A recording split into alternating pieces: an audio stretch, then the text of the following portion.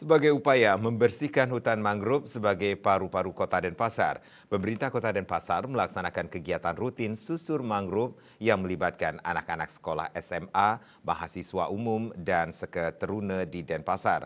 Dalam kesempatan ini juga diserahkan BPJS Ketenagakerjaan dan pemberian sembako kepada kelompok nelayan Batu Lumbang dan Simbar Segara.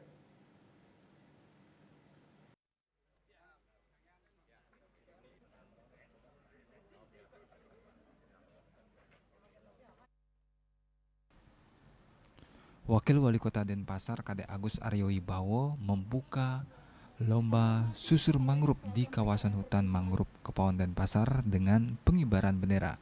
Kegiatan rutin yang dirangkaikan dengan HUT ke-236 Kota Denpasar ini diyakini mampu menjaga paru-paru kota sebagai sumber oksigen dan menjadi penyangga bencana seperti tsunami.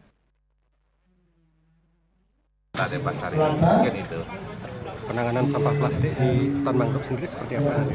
Kalau di wilayah pesisir yang ada di kelompok Batu Lumbang, kemudian Simbar Segara yang ada di sisi timur, saya rasa masih cukup baik karena memang setiap ada sampah yang masuk ke daerah kawasan bakau itu memang mereka lakukan pembersihan dari hampir setiap hari dilaksanakan oleh kelompok ini, kelompok Batu Lumbang ini, karena mereka berkomitmen sekali bagaimana hutan mangrove ini bisa terjaga dengan baik di Kota Denpasar ini. Karena banyak sekali manfaat yang bisa kita rasakan dengan terjaganya kawasan mangrove ini.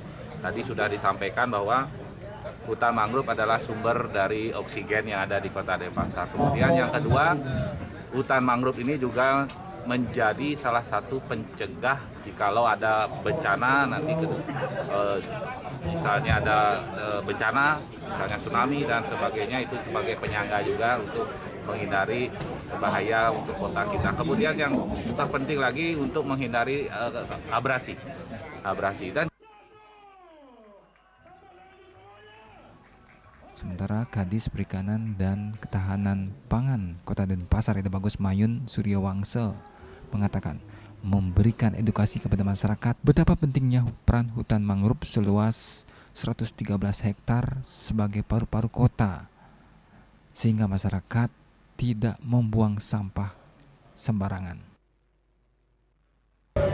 Yang masuk ke perairan ini atau ke mangrove ini 80% berasal dari daratan. Nah, untuk itu kita edukasi secara terus-menerus agar anak-anak mulai dini bisa membuang sampah pada tempatnya, tidak sembarangan. Utamanya tidak membuang sampah ke sungai. Karena kita ketahui sendiri bahwasannya mangrove ini adalah ruang terbuka hijau yang merupakan paru-paru dari Kota Denpasar. Kemudian yang kedua, mampu menahan abrasi, kemudian menahan intrusi air dan sebagai menyerap gas-gas buang.